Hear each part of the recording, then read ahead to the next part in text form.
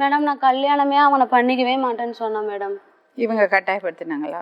எங்க அப்பா எங்க அப்பா கட்டாயப்படுத்தினாங்க மேடம். என்ன கல்யாணம் பண்ணிக்கோ நீ நல்லா இருப்ப அப்படி சொல்லிட்டு எங்க அப்பா அம்மா பக்கத்துல இருக்கிறவங்க எல்லாருமே நீ கல்யாணம் பண்ணிக்கோ, எனக்கு கல்யாணமே வேணாம் அப்படின்னு சொல்லிட்டு சொன்னேன். நீங்க என்ன பண்றீங்களோ பண்ணுங்க, நான் கல்யாணம் பண்ணிக்கவே மாட்டேன் அப்படிதான் சொன்னேன். அப்புறம் எப்படிதான் நிம்மதியா இருந்திருக்கும்ல? அது கல்யாணம் பண்ணி வச்சோம், வாழ்ந்து திருந்தி நல்லா ஒழுங்கா இருப்பான்னு தான் கல்யாணம் பண்ணி வச்சோம்.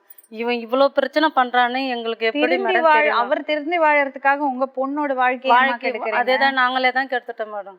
நீங்க தான் ஒரு திருப்பி இப்படி இப்போ என்ன எதிர்பார்க்கறீங்க? என்ன நடக்கும்னு எதிர்பார்க்கறீங்க? என் பொண்ணுக்கு பாதுகாப்பு, அது குழந்தைக்கு பாதுகாப்பு வேணும். இப்ப நீ அவரோட போய் வாழறதா இல்லையா? ஐயோ வேணாம் மேடம், அவன் எனக்கு கொடுக்குற மென்டல் டார்ச்சர் 2 டைம் நான் சாவறதுக்கு போயிட்டேன் மேடம்.